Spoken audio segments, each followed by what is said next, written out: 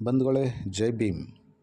ಬಾಬಾ ಸಾಹೇಬರ ಹುಟ್ಟುಹಬ್ಬದ ತಿಂಗಳ ಹಬ್ಬವನ್ನಾಗಿಸುವ ಪ್ರಯತ್ನದಲ್ಲಿ ಪ್ರತಿದಿನ ಒಂದೊಂದು ವಿಷಯಗಳ ತಿಳಿಸುವ, ಎಚ್ಚರಿಸುವ, ಜಾಗೃತಗೊಳಿಸುವ ಪ್ರಯತ್ನದ ಅಂಗವಾಗಿ ನಿಮ್ಮ ಮುಂದೆ ಕೋರೆಗಾಂವ್ ಯುದ್ಧವನ್ನು ಸಮರ್ಪಿಸಲು ಆಶಿಸುತ್ತಿದ್ದೇನೆ.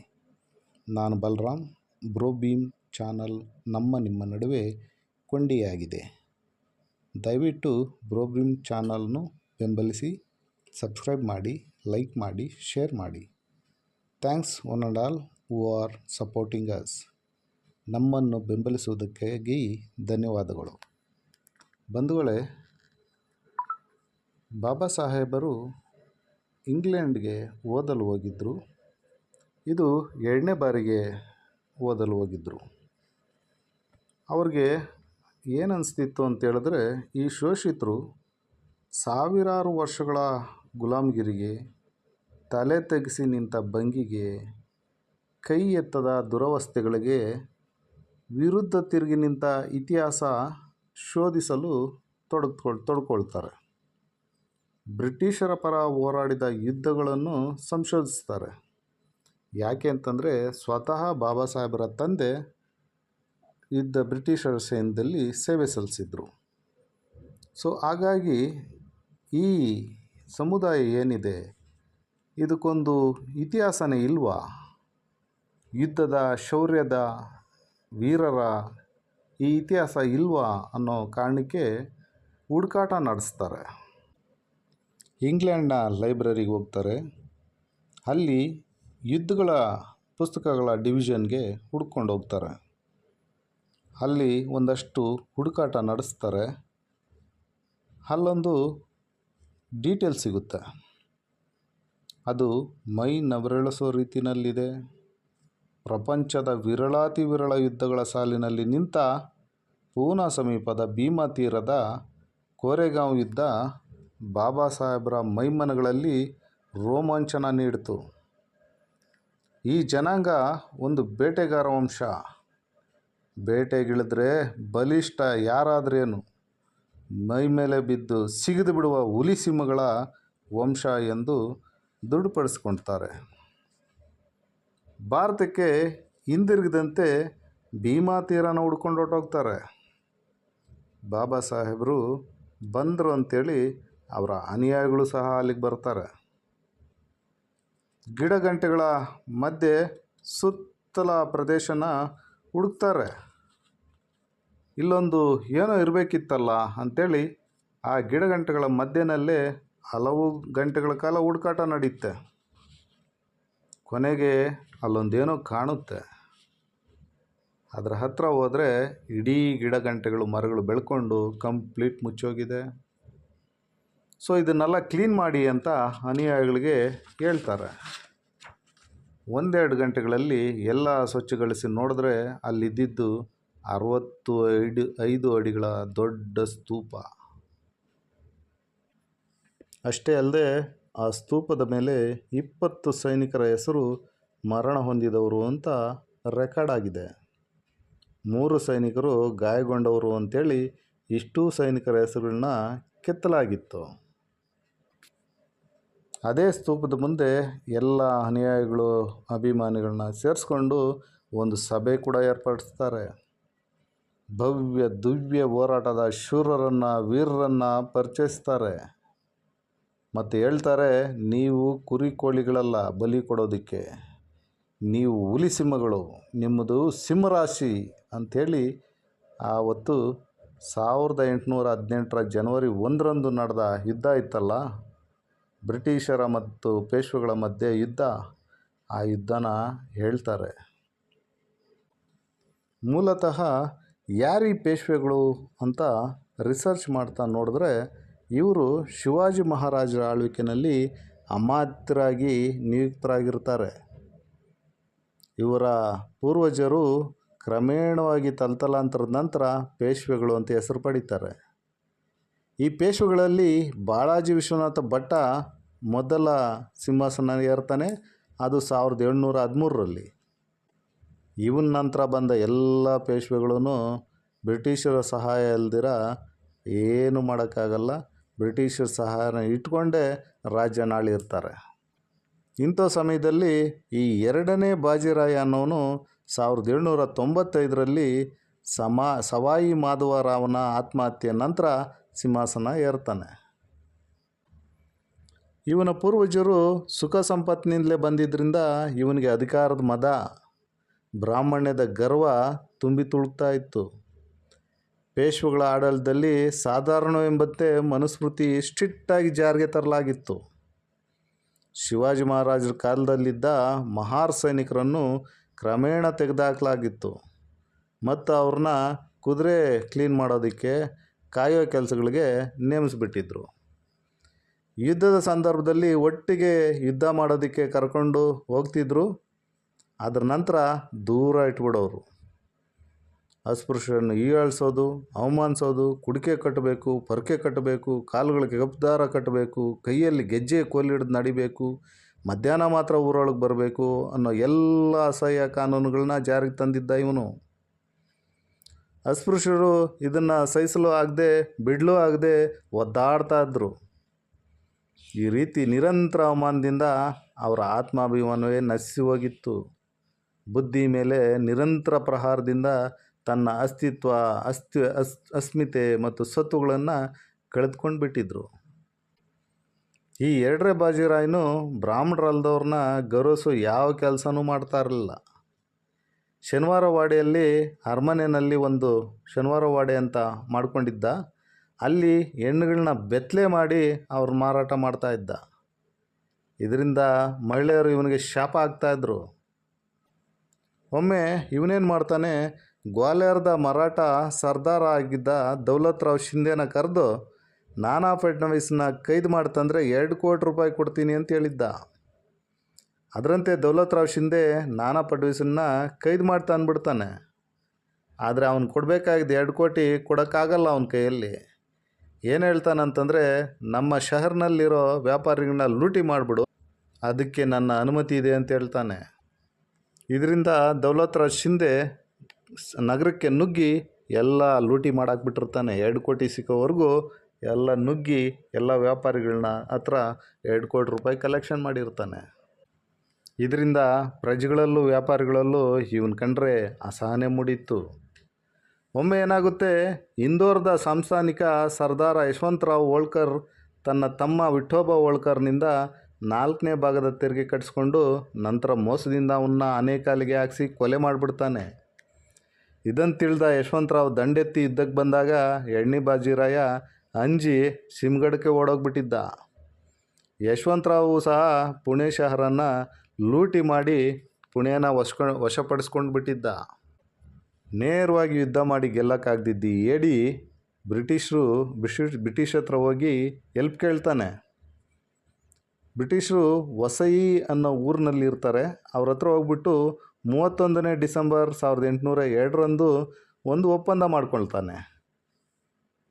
ಒಪ್ಪಂದದಂತೆ 10,000 ಬ್ರಿಟಿಷ್ ಸೈನಿಕರನ್ನ ತನ್ನ ಬಳಿ ಇಟ್ಕೊಳ್ಬೇಕು. ಸೈನ್ಯದ ಖರ್ಚಿಗೆ 36 ಲಕ್ಷ ರೂಪಾಯಿ ಉತ್ಪನ್ನದಷ್ಟು ಜಮೀನನ್ನ ಇಂಗ್ಲೀಷರಿಗೆ ಬಿಟ್ಕೊಡ್ಬೇಕು.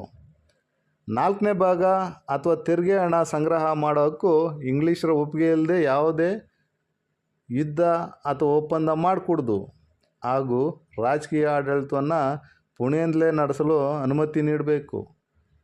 ಈ ಎಲ್ಲ ಕಾರಣಗಳಿಂದ ಈ ಏಡಿ ಬಾಜಿರಾಯನು ಜನರ ಕಣ್ಣಲ್ಲಿ ನಿಕೃಷ್ಟವಾಗಿದ್ದ. ಒಮ್ಮೆ ಏನಾಗೋಯಿತು, ಕ್ರಿಸ್ತಶಕ 1815 ಜುಲೈನಲ್ಲಿ ಗಾಯಕ್ವಾಡರಿಗೂ ಪೇಶ್ವೆಗಳಿಗೂ ಮೈಸೂಲ್ದ ಭಾಗಿದಾರಿನಲ್ಲಿ ವಿವಾದ ಆಗಿತ್ತು. ಇದನ್ನು ಪರಿಹರಿಸೋದಕ್ಕೆ ಗಾಯಕ್ವಾಡರು ಗಂಗಾಧರ ಶಾಸ್ತ್ರಿ ಪಟವರ್ಧನ ಅನ್ನೋನ್ನ ಕಳಿಸ್ಕೊಡ್ತಾರೆ. ಇವನ ಕೊಲೆ ಸಹ ಆಗೋಗುತ್ತೆ. ಇದಕ್ಕೆ ಪೇಶ್ವೆಯ ಪ್ರಮುಖ ಲಷ್ಕರಿ ಸಲ್ಲಾಗಾರ ತಿಂಬಕ ಡೆಂಗ್ಳೆ ಸಲಹೆಯಿಂದ ಆಯ್ತೆಂದು ಬ್ರಿಟಿಷರು ಅವನನ್ನು ಜೈಲಿಗೆ ಹಾಕ್ಬಿಡ್ತಾರೆ. ಇದರಿಂದ ಪೇಶ್ವೆ ಹಾಗೂ ಇಂಗ್ಲೀಷರ ನಡುವೆ ಭಿನ್ನಾಭಿಪ್ರಾಯ ಸ್ಟಾರ್ಟ್ ಆಗಿಬಿಡುತ್ತೆ. ಇದೆಲ್ಲದರ ಪರಿಣಾಮ 1817 ನವಂಬರ್ 5, 1817 ನವಂಬರ್ 16ರಂದು ಕಡ್ಕಿನಲ್ಲಿ 2 ಸರಿ ಪುಣೆಯನ್ನು ವಶಪಡಿಸಿಕೊಳ್ಳಲು ಪೇಶ್ವೆ ಮತ್ತು ಬ್ರಿಟಿಷರ ನಡುವೆ ಯುದ್ಧ ಆಗುತ್ತೆ. ಆದರೆ 2ರಲ್ಲೂ ಪೇಶ್ವೆ ಸೋಲು ಒಪ್ಕೊಳ್ಬೇಕಾಗುತ್ತೆ. ಶನಿವಾರ ವಾಡೆನಲ್ಲಿ ಒಂದು ಮಿತ್ರತ್ವದ ಕರಾರಾಗ್ತದೆ. ಅದೇನಂತಂದರೆ ಟಿಪ್ಪು ಸುಲ್ತಾನ್ನ ಹತೋಟಿನಲ್ಲಿಡಬೇಕು ಅನ್ನೋದು ಒಂದು ಕರಾರಾಗುತ್ತೆ. ಆದರೆ ಇದು ಸಹ ಬಹಳ ದಿನ ಉಳಿಲಿಲ್ಲ. ಇದು ಇಂಥ ಸಮಯದಲ್ಲಿ ಪುಣೆನಲ್ಲಿರೋ ಆಂಗ್ಲರ ವಕೀಲಾತ್ ಮೇಲೆ ಪೇಶ್ವೆ ದಾಳಿ ಮಾಡ್ತಾನೆ. ಇದನ್ನು ಅಲ್ಲಿದ್ದ ಜನರಲ್ ಭಟ್ಟನ್ನು ಕಂಟ್ರೋಲ್ ಮಾಡೋಕ್ಕಾಗೋದಿಲ್ಲ. ಅವನಿಗೊಂದು ಕಾನ್ಫಿಡೆಂಟ್ ಹುಟ್ಟುಬಿಡುತ್ತೆ. ಅದಕ್ಕೇನು ಮಾಡ್ತಾನೆ, ತನ್ನ ಬಲಾಢ್ಯ ಸೈನ್ಯನ ಕರ್ಕೊಂಡು ಪುಣೆ ಕಡೆಗೆ ಹೊರಟ್ಬಿಡ್ತಾನೆ. ಜನರಲ್ ಸ್ಮಿತ್ಗೆ ಈ ವಿಷಯ ತಿಳಿದು ನಂತರ ತನ್ನ ಸೈನ್ಯವನ್ನು ಪುಣೆ ಕಡೆಗೆ ಹೊರಡಿಸ್ತಾನೆ. ಪೇಶ್ವೆ ಸೈನ್ಯ ಚಾಕನ್ ಊರಿನಲ್ಲಿ ತನ್ನ ಬಿಡಾರ ಹೂಡಿತ್ತು. ಪುಣೆ ಕಡೆಗೆ ಹೊರಟಿದ್ದ ಜನರಲ್ ಸ್ಮಿತ್ ದಾರಿ ಬಿಟ್ಟಿದ್ದ. ಅವನು ಈ ಕಡೆ ಬರೋ ಯಾವುದೇ ಆಪ್ಷನ್ನು ಅಥವಾ ದಾರಿ ಕಾಣಿಸ್ತಾ ಇರಲಿಲ್ಲ. ಇದನ್ನು ತಿಳಿದ ಜನರಲ್ ಭಟ್ಟನ್ನು ಚಿಂತಾಗ್ರಸ್ತನಾಗ್ತಾನೆ. ಪೇಶ್ವೆಯ ದೊಡ್ಡ ಸೈನ್ಯದ ಮುಂದೆ ತನ್ನ ಚಿಕ್ಕ ಸೈನ್ಯ ನಿಲ್ಲಲು ಸಾಧ್ಯನೇ ಇಲ್ಲ ಅಂತ ತಿಳ್ಕೊಂಡು ಭಟ್ಟನ್ನು ಬೇರೆ ದಾರಿ ಕಾಣ್ದಿರ 38 ಮೈಲು ದೂರದಲ್ಲಿದ್ದ ಶಿರೂರದ ಬ್ರಿಟಿಷ್ ಬಿಡಾರಕ್ಕೆ ಲೆಫ್ಟಿನೆಂಟ್ ಕರ್ನಲ್ ಫಿಲ್ಸ್ಮನ್ಗೆ ಒಂದು ಪತ್ರನ ಸ್ಪೀಡಾಗಿ ಕಳಿಸ್ತಾನೆ. ಪೇಶ್ವೆ ಸೈನಿಕರು 2ನೇ ಬಾಜಿರಾಯ ಬಲಾಢ್ಯ ಸೈನ್ಯದೊಂದಿಗೆ ಚಾಕನದಲ್ಲಿ ಬಿಡಾರ ಬಿಟ್ಟಿದ್ದಾನೆ. ಅವನು ಯಾವಾಗ ಬೇಕಾದರೂ ಯಾವ ಪ್ರಕಾರ ಬೇಕಾದರೂ ದಾಳಿ ಮಾಡ್ಬೋದು. ಯಾವ ಅಂದಾಜು ನಮ್ಗೆ ಗೊತ್ತಾಗ್ತಲ್ಲ. ತಕ್ಷಣವೇ ಬ್ರಿಟಿಷ್ ಸಂರಕ್ಷಣೆಗೆ ಸೈನ್ಯ ಕಳಿಸೋದಕ್ಕೆ ರಿಕ್ವೆಸ್ಟ್ ಮಾಡ್ತಾನೆ. ಈಗ ಲೆಫ್ಟಿನೆಂಟ್ ಕರ್ನಲ್ ಫಿಲ್ಸ್ಮನ್ಗೆ ದೊಡ್ಡ ಸಮಸ್ಯೆ ಎದುರಾಗ್ತದೆ. ಯಾರನ್ನ ಕಳಿಸ್ಬೇಕು, ಅಷ್ಟು ದೊಡ್ಡ ಸೈನ್ಯನ ಕಂಟ್ರೋಲ್ ಮಾಡಬೇಕಂದ್ರೆ ಯಾರನ್ನ ಕಳಿಸ್ಬೇಕು ಅಂತ ಅವನು ಗ್ರಸ್ತನಾಗ್ತಾನೆ. ಕೊನೆಗೆ ಅವನ ಮೈಂಡಲ್ಲಿ ಕರೆಂಟ್ ಹೊಡೆದಂಗೆ ಒಂದು ಬಂದೋಗುತ್ತೆ. ಅದೇನಂತಂದರೆ Bombay native infantry 2nd Mahar battalion ಅನ್ನೋ ಒಂದು ಇನ್ಫ್ಯಾಂಟ್ರಿ ಅವನ ಮೈಂಡಲ್ಲಿ ಟಕ್ ಅಂತ ಒಳೆದು ಮಾಯ ಆಗುತ್ತೆ. ಆಗ ಅವನು ಅದು ಮಹಾರ್ ರೆಜಿಮೆಂಟ್ ಆಗಿರ್ತದೆ. ಅದರ ನೇತೃತ್ವ ಕ್ಯಾಪ್ಟನ್ ಸ್ಟಾಂಟನ್ ವಹಿಸ್ಕೊಂಡಿರ್ತಾನೆ. ಅದರಲ್ಲಿ 500 ಮಹಾರ್ ಕಾಲ್ದಳ ಇರುತ್ತೆ, 250 ಅಶ್ವದಳ ಇರ್ತದೆ. ಬಟ್ ಇವರು ರೆಗ್ಯುಲರ್ ಸೈನಿಕರಾಗಿರಲಿಲ್ಲ. 25 ತೋಪ್ಖಾನೆ ಇರ್ತದೆ, 5 ಬ್ರಿಟಿಷ್ ಅಧಿಕಾರಿಗಳು, 206 ಮದ್ರಾಸ್ ತೋಪುಗಳು. ಒಟ್ಟು 780 ಸೈನಿಕರಲ್ಲಿ 500 ಮಹಾರ್ ಸೈನಿಕರು ಬಲಾಢ್ಯರಲ್ಲದೆ ಯುದ್ಧ ರಣರಂಗದಲ್ಲಿ ಹಸಿದ ಹುಲಿಗಳು ಇವರು. ಈ ಮಹಾರ್ ರೆಜಿಮೆಂಟು ಈ ಕಡೆ ಯುದ್ಧಕ್ಕೆ ಬರ್ತಾ ಇದೆ ಅನ್ನೋ ವಿಷಯ ಈ ಬಾಜಿರಾಯನಿಗೆ ಗೊತ್ತಾಗ್ಬಿಡ್ತು. ಅವನೇನು ಮಾಡ್ತಾನೆ, ಅವನ ಸೈನ್ಯಾಧಿಕಾರಿ ಬಾಪು ಗೋಖಲೆನ ನೇತೃತ್ವದಲ್ಲಿ ಬ್ರಿಟಿಷ್ ಸೈನ್ಯನ ತಡೆಯೋದಕ್ಕೆ ಪ್ಲಾನ್ ಮಾಡ್ತಾನೆ. ಈ ವಿಷಯ ತಿಳಿದ ಸ್ಟಾಂಟನ್ಗೆ ಮತ್ತೆ ಚಿಂತಾಕ್ರಾಂತ ಆಗ್ತಾನೆ. ಮತ್ತು ಪೇಶ್ವೆ ಸೈನ್ಯವನ್ನು ತಪ್ಪಿಸೋ ಸಲುವಾಗಿ ಭೀಮಾ ಕೊರೆಗಾಂವ್ ಊರಿನಲ್ಲಿ ತಳ ಊರ್ತಾನೆ ಮತ್ತು ರಕ್ಷಣೆ ಸಲುವಾಗಿ ಊರನ್ನು ವಶಪಡಿಸ್ಕೊತಾನೆ. ಹೀಗಿದ್ದಾಗ ಈ ಬಾಪು ಗೋಖಲೆ 28,000 ಸೈನ್ಯದೊಂದಿಗೆ ನೋಡ್ತಲೇ ಪುಣೆ ಶಹರನ ತನ್ನ ವಶ ಮಾಡ್ಕೊಂಡ್ಬಿಡ್ತೀನಿ ಅಂಥೇಳಿ ಖುಷಿನಲ್ಲಿ ಗರ್ಜನೆ ಮಾಡ್ತಾ ರಣಬೇರಿ ಹೊಡ್ಕೊಂಡು ಇವ್ರ ಕಡೆಗೆ ನುಗ್ಗುತ್ತಾನೆ. ಯಾವಾಗ ಈ ಕೋರೆಗಾಂವ್ ಗ್ರಾಮದ ಕಡೆ ಅವರು ನುಗ್ಗುತ್ತಾರೋ, ಅವರು ದೊಡ್ಡ ರಣಬೇರಿ ಜೈಬೇರಿಗಳು ತೋಪುಗಳೆಲ್ಲ ಗರ್ಜಿಸ್ತಾವೋ, ಅದಕ್ಕೆ ಉತ್ತರವಾಗಿ ಇವರು ಸಹ ತೋಪುಗಳನ್ನ ಗರ್ಜಿಸ್ತಾರೆ. ಮಹಾರ್ ಸೈನ್ಯ ಊರಿಂದ ಹೊರಗೆ ಬಂತು. ಈಗ ಎರಡೂ ಸೈನ್ಯಗಳು ನೇರವಾಗಿ ಮೃತ್ಯುಮುಖಿ ಆಗ್ತವೆ. ವಿಷಯ ಏನಪ್ಪ ಅಂತಂದರೆ, ಮಹಾರ್ ಸೈನ್ಯ 1817 ಡಿಸೆಂಬರ್ ರಾತ್ರಿ ಸುಮಾರು 27 ಮೈಲಿಗಳು ನಿದ್ದೆ ಇಲ್ದಿರ ನಡೆದು ಬಂದಿರ್ತಾರೆ. ಅವರು ಭೀಮಾ ತೀರ ದಡಕ್ಕೆ ಬರೋಷ್ಟರಲ್ಲಿ ಹೆಚ್ಚು ಕಡಿಮೆ 9 ಗಂಟೆ ಆಗಿರ್ತದೆ. ಅವ್ರಿಗೆ ಹಿಂಗೆ ನೇರವಾಗಿ ಬಂದ ತಕ್ಷಣ ಯುದ್ಧ ಆಗ್ತದೆ ಅಂತ ಯಾವುದೂ ಐಡಿಯಾ ಇರಲಿಲ್ಲ. ಅವ್ರಿಗೆ ಊಟ ಇಲ್ಲ, ತಿಂಡಿ ಇಲ್ಲ, ನೀರಿಲ್ಲ, ಏನೂ ಇರಲಿಲ್ಲ. ಈ 28,000 ಪ್ರಚಂಡ ಸೈನ್ಯ ಇತ್ತಲ್ಲ, ಅದರ ಎದುರಲ್ಲಿ ಬ್ರಿಟಿಷ್ ಸೈನ್ಯ ಆನೆ ಮುಂದೆ ಒಂದು ಆಡಿನಂತಿತ್ತು. ಆದರೆ ಆ ಸಾಧಾರಣ ಆಡಿನ ಗುಂಪಾಗಿರಲಿಲ್ಲ, ಅದು ಸಿಂಹಗಳ ಹಿಂಡಾಗಿತ್ತು. ಇಬ್ಬರು ಯುದ್ಧೋತ್ಸಾಹದಲ್ಲಿ ಎರಡೂ ಕಡೆ ಗನ್ಗಳು ಇಟ್ಕೊಂಡು ಏನು ಸೌಂಡ್ ಮಾಡ್ತಾರೆ ಅಂತಂದರೆ, ಆ ಸೌಂಡ್ಗೆ ಭಯಂಕರ ಸಪ್ಪಳ ಆಗುತ್ತೆ. ಎಷ್ಟೋ ಮೈಲ್ಗಳವರೆಗೆ ಕೇಳಿಸೋ ಅಷ್ಟು ದೊಡ್ಡ ಸಪ್ಪಳ ಆಗುತ್ತೆ. ಅಷ್ಟೇ ಅಲ್ದಿರ ಎಲ್ಲ ಕಡೆ ಧೂಳು ಹೊಗೆಗಳ ಮೋಡ ಮುಚ್ಕೊಂಡ್ಬಿಡ್ತದೆ. ಈ ನೇರ ದಾಳಿಯಿಂದ ಎಷ್ಟೋ ಸೈನಿಕರು ಗಂಭೀರವಾಗಿ ಗಾಯ ಆಗ್ತಾರೆ, ಅದೆಷ್ಟೋ ಸೈನಿಕರು ಸಾಯ್ತಾರೆ. ಈ ಗುಂಡುಗಳ ಸಪ್ಪಳದ ನಡುವೆ ಗಾಯಗೊಂಡವರ ಆರ್ತನಾದ ಇದೆಯಲ್ಲ, ಅದು ಮುಗಿಲ್ಮುಟ್ಟಿರುತ್ತೆ. ಬಂದೂಕಿನ ತೋಪುಗಳ ಶಬ್ದ ಮೊಳಗುತ್ತಲೇ ಇತ್ತು. ಕತ್ತಿಗಳ ಠೇಂಕಾರ ಇನ್ನೂ ಪೂರ್ಣವಾಗಿ ಹೊರಬಿದ್ದಿರಲಿಲ್ಲ. ಕ್ಯಾಪ್ಟನ್ ಸ್ಟಾಂಟನ್ ಎದುರಾಳಿಗಳ ಮೇಲರಿಗೆ ಯುದ್ಧ ಮಾಡುವ ಸೂಚನೆ ನೀಡ್ತಾ ಆದಷ್ಟು ತೋಪುಗಳಿಂದನೇ ನೆಲಕುರಿಸೋ ಪ್ರಯತ್ನ ಮಾಡ್ತಾ ಇದ್ದ.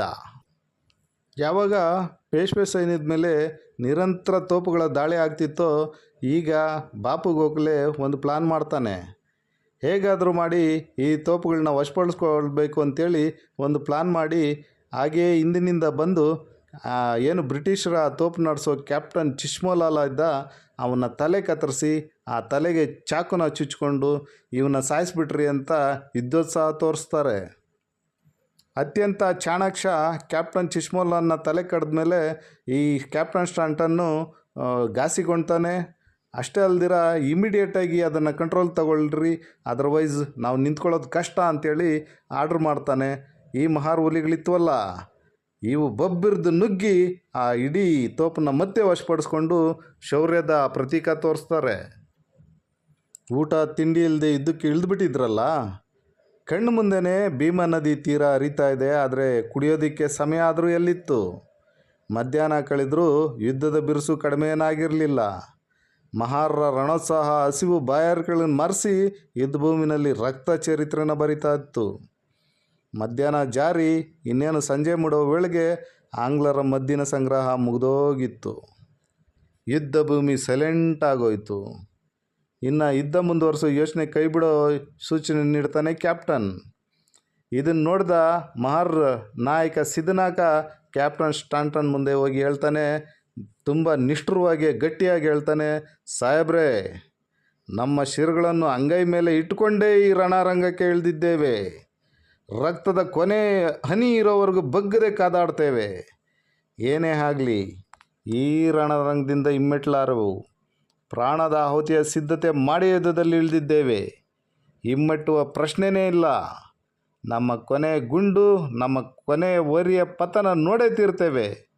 ನಮ್ಮ ಮುಂದಿನ ಪರಾಕ್ರಮ ನೀವು ನೋಡ್ತೀರಿ ಅಂಥೇಳಿ ಗರ್ಜನೆ ಮಾಡ್ತಾನೆ. ಎರಡೂ ಕೈಗಳಲ್ಲಿ ಕತ್ತಿಗಳನ್ನು ಹಿರಿದು 100 ಆನೆ ಬಲ ತೋಳುಗಳು ಸಂಚರಿಸಿ ಸಿಡ್ಲ ಮರಿಗಳಾಗ್ತಾರೆ. ಕೈ ಕಾಲು ತಲೆ ಅನ್ನದೇ ಕೊಚ್ಚಿಕೊಳ್ತಾರೆ. ಸಾವಿರಾರು ವರ್ಷಗಳ ಅನ್ಯಾಯ ಅವಮಾನ ಎದೆನಲ್ಲಿ ಎಪ್ಪುಗೊಟ್ಟಿತ್ತಲ್ಲ, ಸಾವಿರಾರು ವರ್ಷಗಳ ನಿರಂತರ ಶೋಷಣೆಯಿಂದ ನಿವಾರಿಸೇನೆ ಬಿಡಬೇಕು ಅಂತ ಹೇಳ್ದಂಗಿತ್ತು ಇದು. ಈ ವಿದ್ವಿಗ್ನತೆ, ಸಿಟ್ಟು, ಆಕ್ರೋಶವನ್ನು ಎಲ್ಲನೂ ಕೈಯೊಳಗೆ ಇಳಿದು ಕಂಡಂತೆ ಶತ್ರುಗಳನ್ನ ಸೀಳಿ ಚೆಂಡಾಡ್ಬಿಡ್ತಾರೆ. ನದಿ ನೀರೆಲ್ಲ ರಕ್ತ ಆಗೋಯ್ತು. ದಡವೆಲ್ಲ ಕೆಂಪು ಹಾಸ್ಬಿಟ್ಟಿತ್ತು. ಸಾವಿರಾರು ವರ್ಷಗಳ ಅವಮಾನಕ್ಕೆ ತಕ್ಕ ಪ್ರತಿಕ್ರಿಯೆ ಇದಾಗಿತ್ತು. ಯಾವಾಗ ಅನ್ಯಾಯ ಅತ್ಯಾಚಾರ ಅದರ ಸೀಮೆನ ದಾಟ್ತದೋ, ಅದಕ್ಕೆ ತಕ್ಕ ಪಾಠ ಕಲಿಸಲು ಪ್ರಾಣಕ್ಕಿಟ್ಟು ಹೋರಾಡೋದು ಹೇಗೆ ಅಂತ ತೋರಿಸ್ದಂತಿತ್ತಿದ್ದು. ಈ ವೀರಾವೇಶದ ಹೋರಾಟ ನೋಡಿದ ಕ್ಯಾಪ್ಟನ್ ಸ್ಟಾಂಟನ್ ತನ್ನ ಶಕ್ತಿನ ದ್ವಿಗುಣ ಮಾಡ್ಕೊತಾನೆ. ಅತ್ಯುತ್ಸಾಹದಿಂದ ಯೋಧರನ್ನ ಉರಿದುಂಬಿಸ್ತಾನೆ. ತಾನೂ ಶಕ್ತಿ ಮೀರಿ ಹೋರಾಟ ನಡೆಸ್ತಾನೆ. ಪೂರ್ತಿ ದಿನ ಗನ್ಗೋರ ಯುದ್ಧ ನಡೆದೇ ಇತ್ತು. ಸೂರ್ಯಾಸ್ತ ಆಗೋಗಿತ್ತು. ಹೊಟ್ಟೆನಲ್ಲಿ ಒಂದು ಅನ್ನದಾಗಳು ಇರಲಿಲ್ಲ, ಒಂದು ಗುಟುಕಿನ ನೀರು ಇರಲಿಲ್ಲ. ಅದಕ್ಕೆ ಸಮಯ ಆದರೂ ಎಲ್ಲಿತ್ತು? ಚಳಿಗಾಲದ ದಿನ ಆದ್ರೂ ಬೆವರು ಸುರಿತಾ ಇತ್ತು. ಶಸ್ತ್ರಾಸ್ತ್ರಗಳ ಸಪ್ಪಳ ಕಣೀರ್ ಅಂತ ಇತ್ತು. ಒಬ್ಬರನ್ನೊಬ್ಬರು ಮೀರಿಸೋ ಉತ್ಸಾಹ ಯುದ್ಧೋನ್ಮಾದದಲ್ಲಿ ತೇಲಿಸ್ತಾ ಇತ್ತು. ರಕ್ತರಂಜಿತವಾದ ರಣರಂಗದಲ್ಲಿ ಮಹಾಕಾಯ ಕಪ್ಪು ಬಣ್ಣದ ಮಹಾರರು ರೌದ್ರಾವತಾರ ತಾಳಿ ಖಡ್ಗವನ್ನು ಗರ್ಗರನೆ ತೀರಿಸ್ತಾ ವೈರಿಗಳನ್ನೇ ಸದೆ ಬಡಿತಾ ಇದ್ದರು. ಮೃತ್ಯುವನ್ನು ಬೆನ್ನ ಹಿಂದೆ ಕಟ್ಟಿಕೊಂಡು ಸ್ವಾಭಿಮಾನಕ್ಕಾಗಿ ಉಸಿರು ಬಿಗಿ ಹಿಡಿದು ಮೃತ್ಯುವೇ ಜೀವ ತೆಗೆಯುವಂತೆ ಹೋರಾಡ್ತಾ ಇದ್ದರು. ಪೇಶ್ವೆ ಸೈನ್ಯ ಕ್ಷಣಕ್ಕೆ ಕ್ಷೀಣಿಸ್ತಾ ಹೋಗ್ತಾ ಇತ್ತು. ಮಹಾರರ ಪರಾಕ್ರಮಕ್ಕೆ ಜೀವ ಉಳಿಸ್ಕೊಳ್ಳೋ ಸಲುವಾಗಿ ಪೇಶ್ವೆ ಸೈನ್ಯ ಪಲಾಯನ ದಾರಿ ಹಿಡಿತಾರೆ. ಪೇಶ್ವೆ ಸೈನ್ಯಾಧಿಕಾರಿ ಬಾಪು ಗೋಖಲೆ ತಮ್ಮ ಸೈನಿಕರನ್ನ ಹುರಿದುಂಬಿಸಿ ಯುದ್ಧ ಮಾಡೋದಕ್ಕೆ ಪ್ರಚೋದಿಸ್ತಾನೆ. ಅವರಲ್ಲಿ ಆತ್ಮಸ್ಥೈರ್ಯ ಹೆಚ್ಚಿಸೋದಕ್ಕೆ ಎಣಗಾಡ್ತಾನೆ. ಅಷ್ಟರಲ್ಲಿ ಬಾಪು ಗೋಖಲೆ ಹಿರಿಪುತ್ರನ್ನ ಕತ್ತರಿಸಾಕ್ಬಿಡ್ತಾರೆ. ಈ ಸುದ್ದಿನ ಕೇಳಿ ಬಾಪು ಗೋಖಲೆ ಸ್ತಂಭೀಭೂತನಾಗ ಹೋಗ್ತಾನೆ. ಕೈಯಿಂದ ಖಡ್ಗ ಕೆಳಗೆ ಜಾರಿ ಬೀಳುತ್ತೆ. ಅವನೆಲ್ಲ ಶಕ್ತಿ ಹುಡುಗೋಗ್ಬಿಡುತ್ತೆ. ಮಗನ ಶವನ ಮುಂದೆ ನಿಂತ್ಕೊಂಡು ಮಗನ ತಲೆನ ತೊಡೆ ಮೇಲೆ ಇರಿಸ್ಕೊಂಡು ಕಿರ್ಚಿತಾನೆ. ಮಗನ ಸಾವಿಗೆ ಕಾರಣ ಅದನ್ನು ಸೇಡು ತೀರಿಸ್ಕೊಳ್ತೀನಿ ಅಂತ ಎಣಗಾಡ್ತಾನೆ. ಆದರೆ ಮಹಾರ್ ಸೈನಿಕರ ಖಡ್ಗದ ಶಕ್ತಿ ಮುಂದೆ ಅವನೇನು ಮಾಡೋಕ್ಕಾಗಲ್ಲ. ಬಾಪು ಗೋಖಲೆ ಶೂರ ಸೈನಿಕನೇ ಆದ್ರೂ ಮಹಾರ್ ಶೌರ್ಯದ ಮುಂದೆ ಏನೂ ನಡೀಲೇ ಇಲ್ಲ. ಪೇಶ್ವೆ ಸೈನಿಕರು ಜೀವ ಉಳಿಸ್ಕೊಳ್ಳೋದಕ್ಕೆ ಓಡೋದಕ್ಕೆ ಸ್ಟಾರ್ಟ್ ಮಾಡ್ತಾರೆ. ಅವ್ರ ಮಹಾರ್ ಸೈನಿಕನ ಓಡಿಸ್ಕೊಂಡು ಹೋಗ್ತಾರೆ. ಕ್ಯಾಪ್ಟನ್ ಸ್ಟಾಂಟನ್ ತನ್ನ ಸೈನಿಕರಿಗೆ ರಿಟರ್ನ್ ಆಗೋದಕ್ಕೆ ಆದೇಶ ಮಾಡ್ತಾನೆ. ಆವತ್ತು ಜನವರಿ 1, 1818 ರಾತ್ರಿ 9 ಗಂಟೆಗೆ ಯುದ್ಧ ಮುಕ್ತಾಯನೇ ಆಗೋಯ್ತು. ಈ 500 ಜನ ಮಹಾರ್ ಸೈನಿಕರ ಮಹಾಸಾಹಸ ಗಾಥೆ ಇದೆಯಲ್ಲ, ಇದು ಬ್ರಿಟಿಷ್ ದಾಖಲೆಗಳಲ್ಲಿ ಪ್ರಪಂಚದ ಕೆಲವು ಅಪ್ರತಿಮ ವಿಜಯಗಳಲ್ಲಿ ಒಂದು ಅಂತ ದಾಖಲಾಗಿದೆ. ಬರೀ 500 ಜನ ಸೈನಿಕರು 28,000 ಸೈನಿಕರನ್ನು ಸೋಲಿಸಿ ಸುಣ್ಣವಾಗಿಸಿ ಮಂಡಿ ಉರಿಸಿದ್ರು. ಇದು ಮಹಾರರ ಶಕ್ತಿ, ಸಾಹಸ, ಬದ್ಧತೆ, ಕೆಚ್ಚು, ಸ್ವಾಭಿಮಾನ ಅಂದರೆ. ಇದು ನಿಜಕ್ಕೂ ಎಂದೆಂದಿಗೂ ಅಚ್ಚಳಿಯದೆ ನಿಲ್ಲೋ, ಎಂದಿಗೂ ಮರೆಯದ ಇತಿಹಾಸ. ಇದು ನಮ್ಮದೇ ಪೂರ್ವಿಕರ ಇತಿಹಾಸ. ಈ ಇತಿಹಾಸ ಎಂದೆಂದಿಗೂ ರೆಕಾರ್ಡ್ ಆಗಿರಬೇಕು ಅಂಥೇಳಿ ದಿನಾಂಕ 26 ಮಾರ್ಚ್ 1821 ವಿಜಯಸ್ತಂಭನ ನಿರ್ಮಿಸ್ತಾರೆ. 1822ರಲ್ಲಿ ಸ್ತಂಭದ ಕೆಲಸ ಮುಕ್ತಾಯ ಆಗುತ್ತೆ. ಈ ವಿಜಯಸ್ತಂಭ ಕೆಳಗೆ 150 ಅಡಿಗೆ 200 ಅಡಿ ಮತ್ತು 33 ಅಡಿಗೆ 33 ಅಡಿ ಚೌಕಾಕಾರದಲ್ಲಿ ಒಟ್ಟು 65 ಅಡಿಗಳ ಎತ್ತರದಲ್ಲಿ ಈ ವಿಜಯಸ್ತಂಭ ಕಟ್ತಾರೆ. ಈ ವಿಜಯಸ್ತಂಭದ ಮೇಲೆ ವೀರ ಮರಣ ಹೊಂದಿದ 20 ಸೈನಿಕರ ಹೆಸರು ಮತ್ತು 3 ಸೈನಿಕರ ಗಾಯಗೊಂಡವರ ಹೆಸರು ಕೆತ್ತಲಾಗಿದೆ. ಈ ಯುದ್ಧನ ಕುರಿತು ಮಾರ್ಕಿಸ್ ಹೇಸ್ಟಿಂಗ್ ಅವನು ಏನು ಹೇಳ್ತಾನೆ ಅಂತಂದರೆ, ಭೀಮಾ ಕೊರೆಗಾಂವದಲ್ಲಿ ಆದಂಥ ಸಂಗ್ರಾಮದ ಬಗ್ಗೆ ಅಧಿಕೃತ ವಿವರಣೆಯನ್ನು ಬೆಂಗಾಲ್ ಆರ್ಮಿಯ ಆದೇಶದಲ್ಲಿ ನಮೂದಿಸಿಡಬೇಕು. ಏಕೆಂದರೆ ಶಿಸ್ತುಬದ್ಧ ರೀತಿಯಲ್ಲಿ ಒಗ್ಗಟ್ಟಾಗಿ ಅತಿಶಯ ಬಲಾಢ್ಯ ಸೈನ್ಯವನ್ನು ಹೇಗೆ ಪರಾಭವ ಮಾಡ್ಬೋದು ಅಂಥೇಳಿ ಅನ್ನೋ ನಿದರ್ಶನ ಯಾವಾಗಲೂ ಇತರ ಮುಂದೆ ಇರುತ್ತೆ ಅಂತ ರೆಕಾರ್ಡ್ ಮಾಡ್ತಾನೆ. ಇದು ನಿಜಕ್ಕೂ ನಮ್ಮದೇ ಚರಿತ್ರೆ, ಎಂದೆಂದಿಗೂ ನೆನಪಿನಲ್ಲಿ ಉಳಿಯೋ ನಮ್ಮದೇ ಚರಿತ್ರೆ. ಜೈ ಭೀಮ್, ನಮೋ ಬುದ್ಧಾಯ.